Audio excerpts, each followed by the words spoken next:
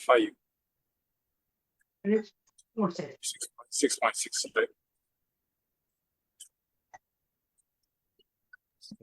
6.8. 6.8.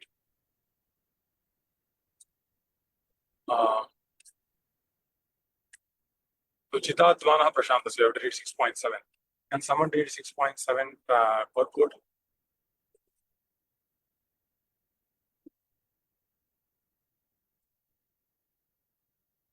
$6.7 per quote.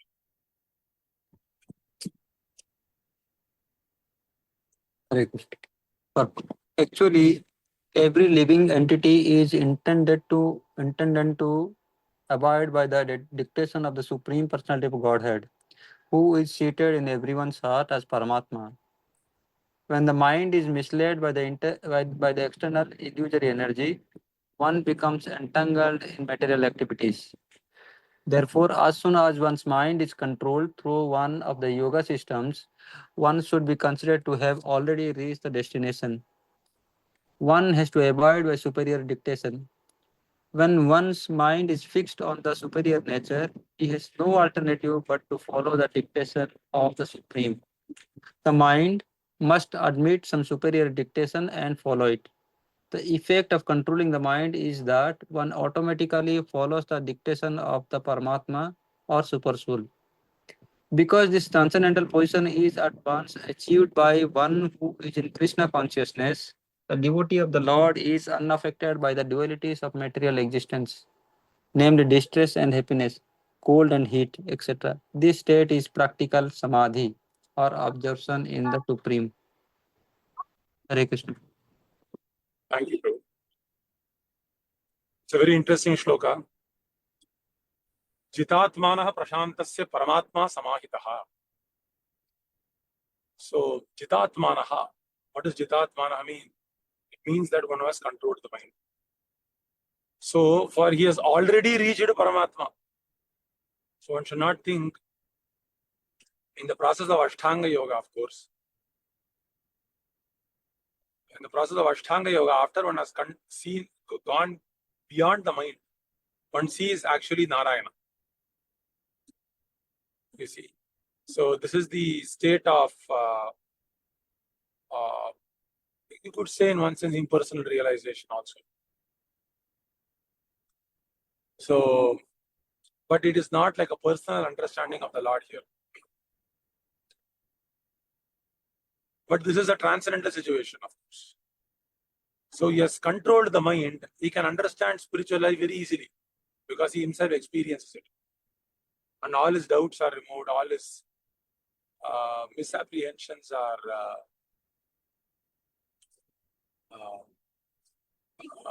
resolved by knowledge. So in this way, one can very easily understand spiritual life. So, Jitatmanaha prashantasya. For whom? For someone who has simply gone over the mind. Because manashashthani indriyani prakriti sthani karshati. Manayeva manushyanam karanam bandhamokshayo.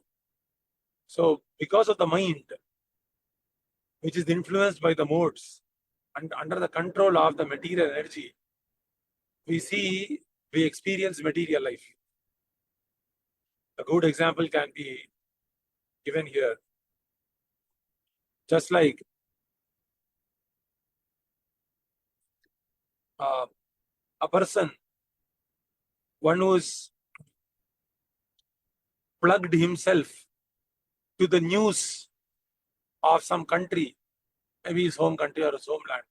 When he's plugged on to the news of that country, immediately he feels Shitoshna Sukha Dukkeshu, he feels happy and sad. But he is not connected to anything of that, then he doesn't, he's not conscious. He's not happy, nor is he sad, because he's not connected to that situation. Similarly, the soul originally is actually not having to do anything here.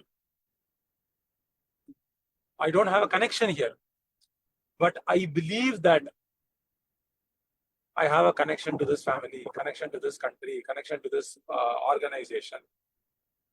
In this way, we are putting so many burdens on ourselves. And when we take the burdens off, we will feel very happy. Just like to give this example, say you're going to the marriage function. When you go to the marriage function, people wear so many jewels, kadakan, like so many things they wear, especially ladies, right? So they wear a lot of jewelry. Now, after coming back from the marriage or whatever festival they have gone, when they come back home, they are so happy to actually, when they go down and they want to sleep, they take all the jewelry and put it out. Like, I don't want all this jewelry. It's too heavy to carry. Is it not? So it's too heavy. Similarly, the mind is also carrying a lot of burden in the name of designations. So when we overcome these designations, then the mind becomes very light, like a flight. So it goes up and up and up and up to Krishna consciousness. But when the mind is varied, what to say, wear down or weary means it becomes very tired. So when it is becoming tired of so many designations, then it cannot actually become controlled because it has so many designations. And as soon as it has designations, it has to act in capacity of these, in function of these designations. So we should not wear so many jewelry on our mind. We must take all the jewelry and be happy because it is so heavy. We are wearing so many designations for the outside world, is it not? So we must get out all these designations, at least during the time of chanting. Okay, after going to the marriage function, you are wearing so much jewelry. Okay, understand. But why should we sleep with the jewelry when you are going to sleep? Is it not? Similarly, we are wearing so many designations when we are going out in this material world. Now, why should we wear these designations? At least when you are chanting Hare Krishna mantra, give up these designations and includes so-called spiritual designations also. That I am a preacher, I am a book distributor, I am a seva, this thing, I am like all that. Everything included. All these things also should be given up. Those are also services, right? So this also should be given up. And one must take the position of a servant of the Lord. Because sometimes when we are especially materially contaminated, we will see these spiritual services also sometimes in a material way, or not sometimes, most of the times. We get very frustrated. I want to cook, but this Mataji is not responding, this Prabhu is not cooperating. I want to run the Bhakti Vriksha, but this devotee is not only coming regularly.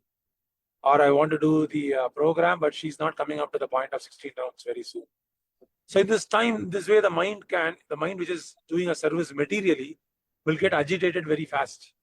I'm doing so much for this person, but this person is not reciprocating. You see. So that is why we should not carry this burden. So as long as we carry this burden, which means you're carrying this burden of all the makeup and everything, you're going to sleep, then it's very difficult. It's very difficult actually. You see. So this is the reason. The mind is the reason, because the mind is manufacturing so many things. The mind is thinking, oh, this person does not love me. Oh, Krishna does not love me. Oh, the spiritual master does not love me. But the mind is stuck on illusion.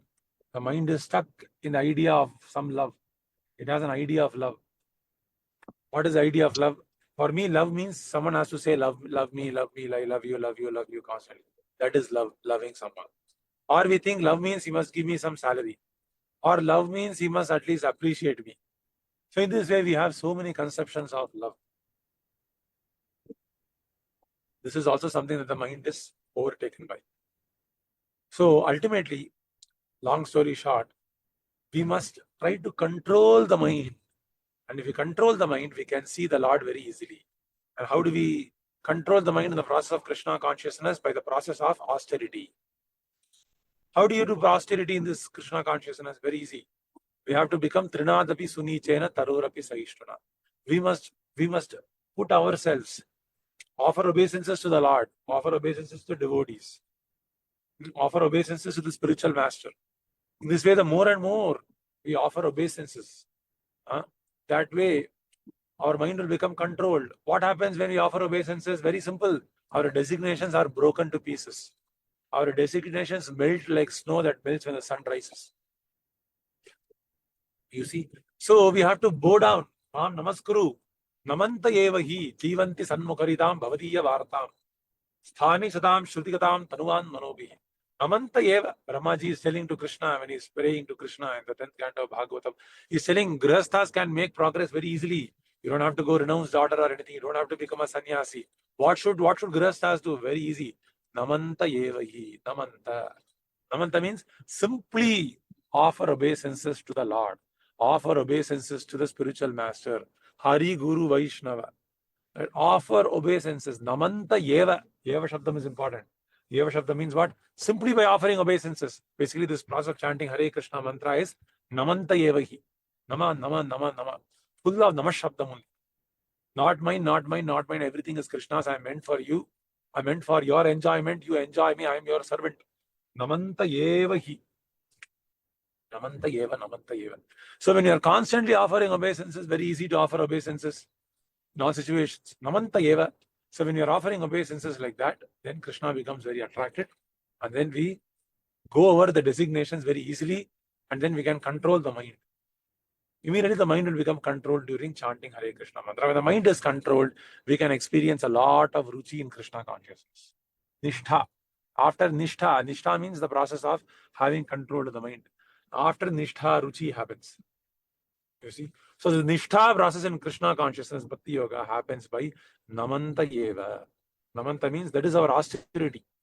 Our austerity of a devotee is to not go to, Sahara desert and meditate on the desert or something like that, or be in the snow, be in the rain. No. Namanta Yeva. Constantly offer obeisances as many times as you can. And by doing that, we make a lot of progress. I'll stop here. Any questions or comments? Okay, thank you, devotees. Hare Krishna.